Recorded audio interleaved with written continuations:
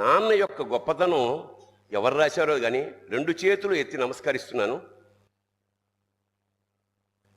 అది చాలామంది వాట్సాప్లో వచ్చి ఉంటుంది. రాని వాళ్ళకి ఈ సందర్భం చాలా గొప్పది, నిజంగా హృదయాన్ని ద్రవింపజేసేది, సత్యం కూడాను. నాన్న ఎందుకో వెనకబడ్డాడు, అది శీర్షిక.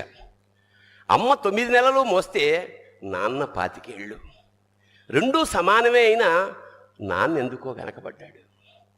ఇంట్లో జీతం తీసుకోకుండా అమ్మ, తన జీతం అంతా ఇంటికే ఖర్చు పెడుతూ నాన్న, ఇద్దరి శ్రమ సమానమే అయినా అమ్మ కంటే నాన్న ఎందుకో వెనకబడ్డాడు. ఏది కావాలి అంటే అది వడ్డీ పెడుతూ అమ్మ, ఏది కావాలంటే అది కొని పెడుతూ నాన్న.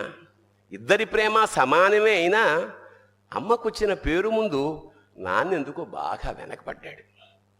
ఫోన్లోనూ అమ్మ పేరే, దెబ్బ తగిలినప్పుడు అమ్మా అని పిలవనే, అమ్మా అని పిలవనే, అవసరం వచ్చినప్పుడు తప్ప మిగతా అప్పుడు గుర్తురానందుకు నాన్న ఎప్పుడైనా బాధపడ్డా ఏమో. ఇద్దరూ సమానమే అయినా పిల్లల ప్రేమను పొందడంలో తరతరాలుగా నాన్న ఎందుకో వెనకబడ్డాడు. అమ్మకి మాకు బీరువా నిండా రంగురంగుల చీరలు బట్టలు, నాన్న బట్టలకు దండెం కూడా నిండదు. తనని తాను పట్టించుకోవడం రాని నాన్న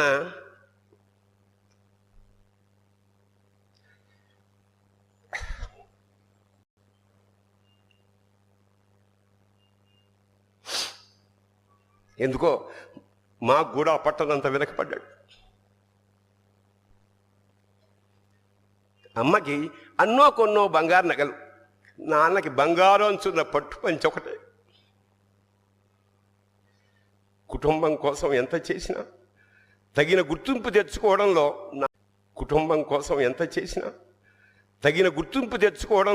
నాన్నెందుకో పాపం బాగా వెనకబడ్డాడు. పిల్లల ఫీజులు ఖర్చులు ఉన్నాయి ఎప్పుడప్పుడు. ఈసారి పండక్కి చీర కొనొద్దంది అమ్మ. ఇష్టమైన కూర అని చెప్పి పిల్లలు మొత్తం తినేస్తే ఆ పూటకి పచ్చడి మెతుకులతోనే ఇష్టంగా తినే నాన్న. ఇద్దరి ప్రేమ ఒకటే అయినా మా అమ్మ కంటే నాన్న చాలా వెనకబడ్డాడు. వయసు మళ్ళాక అమ్మ అయితే ఇంట్లోకి పనికొస్తుంది. నాన్న ఎందుకు పనికిరాడని మేము తీర్మానం చేసుకున్నప్పుడు కూడా వెనకబడింది నాన్నే. నాన్న ఇలా వెనకబడిపోవడానికి కారణం ఆయన మా అందరికీ వెన్నెముక కావడమే. వెన్నెముక వెనక ఉండబట్టే కదా దన్నుగా నిలబడగలుగుతున్నాం. ఇదేనేమో నాన్న వెనకబడిపోవడానికి కారణం. శివోహం.